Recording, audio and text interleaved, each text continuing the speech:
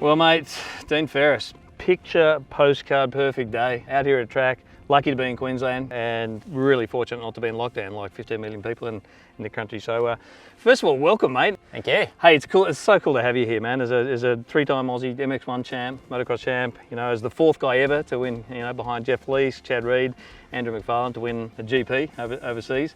Great to have you out here testing. And we're just saying, you know, these 22 model KTMs, just saying the first time you rode a production bike was quite a while ago. So yep. What did you think coming in, and then what was your sort of top line takeout here riding these, you know, these production KTMs, 250, 350, 450 yep. SX-Fs?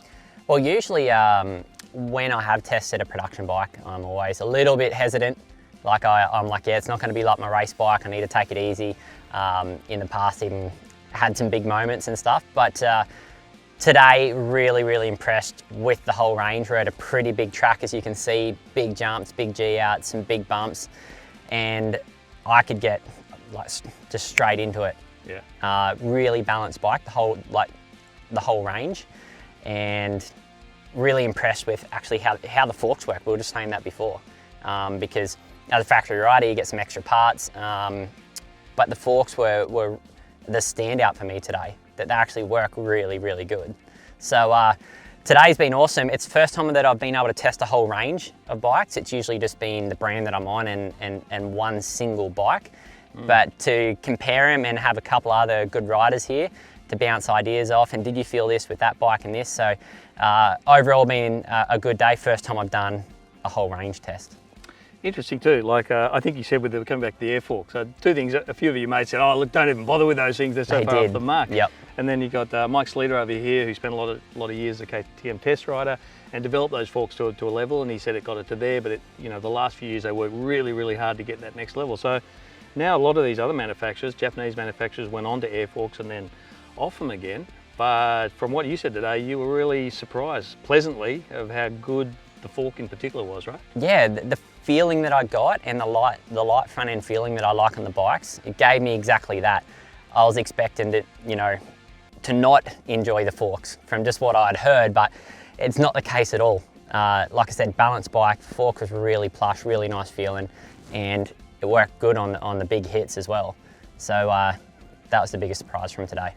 So let's put these things in context. You know, they were hanging their hat off the fact that 2019 generation was pretty special. In the meantime, suspension tweaks, few frame tweaks, 450 engine got some pretty big internal mods in 2021. But this year, to their credit, you know, KTM hasn't pretended that they've, you know, it's all new. It's actually, I think they've said it's a, you know, fourth generational evolution of that platform. So it is the fourth generation, but as a racer, like a previous racer, or you know, I'm still doing some laps.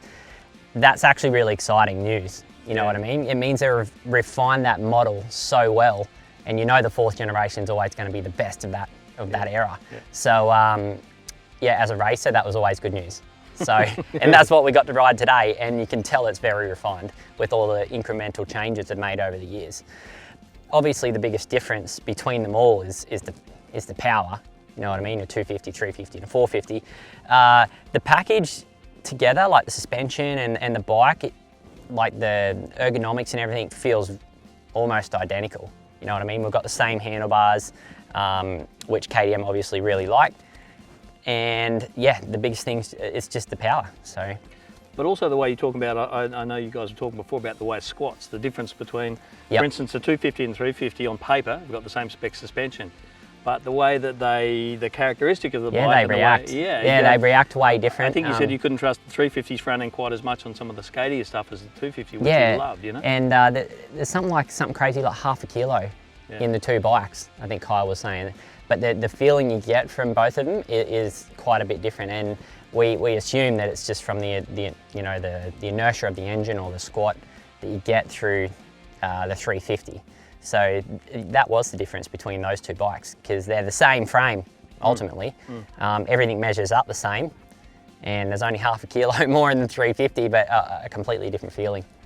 And I know, talking about the 450, I think you said you got, you know, that was, as you'd expect, a guy of your calibre and speed, the shock was a bit soft, but the spring weights were right. I think you left them in play, you just got it valved, and then I think you put your cone valve 48 mils WPs in the thing. But that aside, you haven't done a lot to your 22 450, right? No, mine, no. It's a stock shock, just revalved, even the standard spring's still in there. And then the cone valves, I put a different set of handlebars on, I like a little bit higher. Other than that, it is bone stock. And you guys got to see me do some laps today. No problems, like does everything right. I'm really happy with it.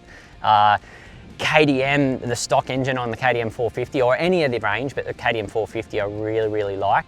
It's got a lot of torque and a lot of bottom end. So like straight out of the box, they're a really good bike to ride. They're quite amazing.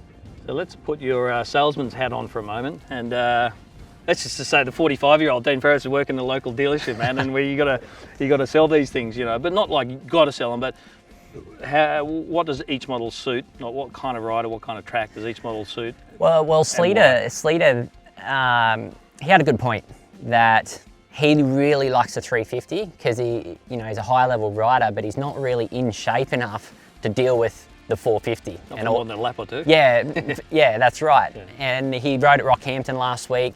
He said he rode a 450 and it just beat him up. Like he can ride it for a lap or two, so he likes a 350 because he can go to a really tight track, have an awesome time. He can go to a really open track like this, have an awesome time because he's got plenty of power to pull him around. So 350 is good all rounder like that if you're a pretty decent rider. And I think also if you're a pretty big rider or a big guy, 350 and you're not awesome, the 350 is going to lug you around a lot better than the 250. All right. So the 250 to me it handled amazing just because I think it's because of the small engine and obviously it's very refined. But, and it turns great. I felt like it turned better than the others, rightfully so. But you've got to be really busy on those things as well. So if you want to go somewhere really quick or fast, you got to be up it. Turns on the gear shift. Yeah. Just really, yeah. Yep, got to be into it. So it's a favourite from a lot of people, the 250, I'm pretty sure. But personally, the 450 is still my baby. I can still get around it at a really good pace, and I just really like having that power under me. You know what I mean? Like we're going up some big hills here, and we've got some big jumps, and I've been on a 450 for many years now. So this is where I get excited riding a 450. Of course you do. Yeah. Hey, the other thing, I guess, just to finish off, the last thing we was talking about, last year, one of the big things that, KTM introduced with these bikes was their wireless phone connectivity, the My KTM app, which allows you to put a $350, connectivity unit in that, pull your phone out, and there's some, we were talking about it before and having a look at the app, being able to dial throttle response, traction control, engine braking, really cool. and launch, So unfortunately, I think we're saying, where the conspiracy theory is, right? The microchips are there's a shortage of the connectivity unit at the moment. There's some supply issues worldwide, so we didn't get the opportunity to test that today. But it's pretty exciting. I think that that puts a level of professional tunability in the hands of an owner, for $350. Certainly, and you were just showing me before, and it just looks like, my 5-year-old daughter could tune the bike because it's just put out really simple. Like, wasn't it? It's just a very simple app, so it's going to be exciting when that comes out. Mate, we better have a crack at that when they do. And we will. Some of those parts are available. We will. Hey Dean, it's been awesome to have you here, mate. Thanks so much for joining us and coming out. We'll have a bit of a chat to you later. I won't put you on the spot in front of the camera, but I know there's some pretty solid rumours about you racing next year, and the fact KTM has just given you a 450 2022 model 450, so it probably throws a bit of fuel on that fire, mate. But it was awesome to have you out here. Yeah, thanks for having me, guys. Had a wicked day, and love the bikes. Love the bikes. We'll wrap it up with that.